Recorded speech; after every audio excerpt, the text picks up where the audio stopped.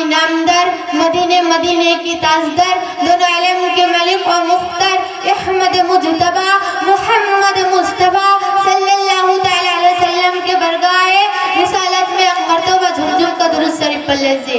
मौलाया सल्ली व सल्लिम दाइमन अबदन अला हबीबिका खैरिल खल्क़ि कुल्लिहिम। আমার নবী আপনার নবী, নবীর নবী দো জাহানের বাদশা নবী, মক্কার ফুল মদিনার বুলবুল, হাসান হোসেনের নানা জান মা ফাতেমার আব্বাজান ও ইসলামিক দরদি মা বোনেরা আমার, সবাই মিলে একবার দুরূদ শরীফ পাঠ করি। আল্লাহ পাক কুরআন শরীফে বলেছেন, আল্লাহ পাক কুরআন শরীফে বলেছেন, ইয়া আইয়ুহাল্লাযীনা আমানু কু আনফুসাকুম ওয়া আহলিকুম নারা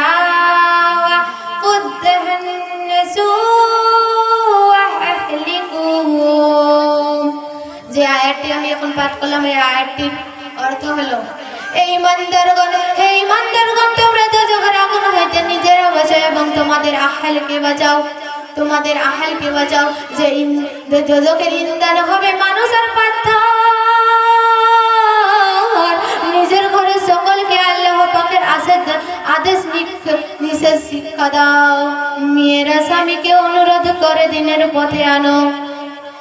ছেলে মেয়েকে চাকর চাকরানির আল্লাহর হুকুমত চালাও। আল্লাহ পাক নাফরমান বান্দা বান্দীদের জন্য ছেলে মেয়েকে চাকর চাকরানির আল্লাহর হুকুমত চালাও। আল্লাহ পাক তার নাফরমান বান্দা বান্দীদের জন্য যে কঠিন আযাবের ব্যবহার করে রেখেছে তার নামই হলো দোজখ। সেখানে সুখ শান্তি আরাম বলতে কিছুই নাই। দোজখের আল্লাহ গজব আগুন দ্বারা জ্বালিয়ে রেখেছেন। কোরআন ও হাদিস দোজখের সন্দেহ যে সকল বিবরণ পাওয়া যায় তা শুনিলে শরীর ছিঁড়ে ওঠে এবং এমন নবী অলিগণ দোজখের ভয়ে কাঁপিবেন ও কাঁপিছেন। একদিন আমার যুগে এক মহিলা ছিল। মহিলাটা ঠোঁটে লিপস্টিক মাখতো, নখে নখ পালিশ লাগাতো, গালে মেকআপ করতো, চুল ছাড়ে বেড়াতো। ও দরদি মা বোনেরা আমার, সেই মহিলাটির কিছুদিন পর মৃত্যু হয়ে গেল।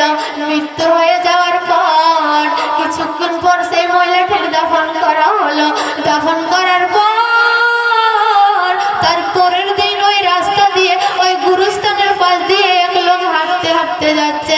কবর থেকে আওয়াজ দিচ্ছে, আমাকে বাঁচাও, আমাকে বাঁচাও, আমাকে উঠিয়ে নিয়ে চলো, আমাকে উঠিয়ে নিয়ে চলো, আমার কবরে আযাব হচ্ছে, আমার কবরে আযাব হচ্ছে।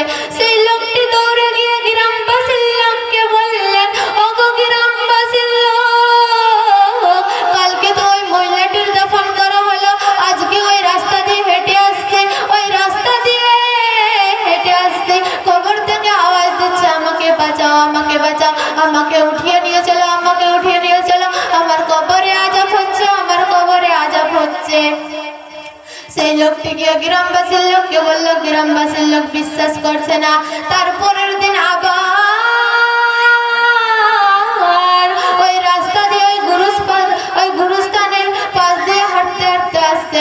আবার কবর থেকে আওয়াজ দিচ্ছে, আমাকে বাঁচাও, আমাকে বাঁচাও, আমাকে উঠিয়ে নিয়ে চলো, আমাকে উঠিয়ে নিয়ে চলো, আমার কবরে আযাব হচ্ছে, আমার কবরে আযাব হচ্ছে। গ্রামবাসীর লোক ভয়ে আচমকিত খেয়ে হুজুর সাল্লাল্লাহু আলাইহি ওয়াসাল্লামের কাছে গেলেন। হুজুরকে বললেন, ওগো হুজুর, কালকে ওই মহিলাটির দাফন করা হলো, আজকে ওই রাস্তার পাশ দিয়ে হাঁটতে হাঁটতে আসছে, কবর থেকে আওয়াজ দিচ্ছে, আমাকে উঠিয়ে নিয়ে চলো, আমাকে বাঁচাও, আমাকে বাঁচাও, আমার কবরে আযাব হচ্ছে, আমার কবরে আযাব হচ্ছে। হুজুর সাল্লাল্লাহু আলাইহি ওয়াসাল্লাম ওই গ্রামবাসীর লোককে বলল, তোমরা কবরে একটা কোদাল নিয়ে যাও। গ্রামবাসীর লোক বলছে, হুজুর আমরা তো ভয় পাচ্ছি, হুজুর আমার সাথে আপনিও পাশে দাঁড়িয়ে আছেন। গ্রামবাসীর লোক এক কোদাল দিয়ে মাটি খুঁড়তে লাগলেন। মাটি খোঁড়ার পর সেই মহিলাটি বলছে আমাকে একটা চাদর এনে দেন, আমাকে একটা চাদর এনে দেন। চাদর নিয়ে দেওয়া হলো। সেই মহিলাটি ওর দেহকে ঢাকিয়ে নিল। ঢাকিয়ে নেওয়ার পর সেই মহিলাটি দৌড়ে এসে দরজা আটকাইয়া ঘরের কোণে বসে কাঁদতে লাগলো। গ্রামবাসীর লোক বলছে তুমি দরজা খোলো, তুমি দরজা খোলো।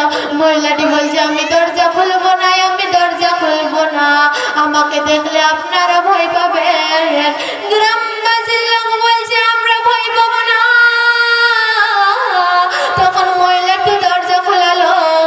কয়েকজন গ্রামবাসীর লোক ঘরে গিয়ে ঢুকলেন। বললেন তোমার কি হয়েছে, তোমার কি হয়েছে তুমি বলো। তখন মহিলাটা বলল আমি দুনিয়াতে এভাবে কাজ করতাম। আমি নখে নখ পালিশ লাগাতাম, ঠোঁটে লিপস্টিক লাগাতাম, গালে মেকআপ করতাম, চোখে মেকআপ করতাম, চুল ছাড়ে বেরোতাম। তার জন্য আমাকে আল্লাহ তাআলা আমাকে এই আযাব দিয়েছে। তখন মহিলাটি দুই হাত তুলে বললেন আল্লাহ গো, ও গো আল্লাহ, আমাকে আবার দুনিয়াতে পাঠান, আমি আবার হিদায়াতের কাজ করব। তখন মহিলাটিকে দুনিয়াতে পাঠা হলো। দুনিয়াতে পাঠার পর সেই মহিলাটি এক ছোট্ট মাদ্রাসায় পড়তে পড়তে এক মহিলা মাদ্রাসায় ভর্তি হলেন। ভর্তি হওয়ার পর সেই মহিলাটি আলিমা হয়ে বের হলেন। আলিমা হয়ে বের হওয়ার পর সেই মহিলাটির কিছুদিন পর মৃত্যু হয়ে গেল। সেই মহিলাটি মৃত্যু হয়ে যাওয়ার পর দাফন করা হলো। দাফন করার পর সেই মহিলাটিকে জান্নাতের বাগিচা বানিয়ে দিল। সবাই বলেন সুবহানাল্লাহ। একদিন আমার নবী সাল্লাল্লাহু আলাইহি ওয়াসাল্লাম সাহাবায়ে একরাম নিয়ে কথা বলা হয়েছিলেন। এমন সময় তাহারা একটা ভীষণ শব্দ শুনতে পেলেন। জিজ্ঞাসা করলেন ইয়া রাসূলুল্লাহ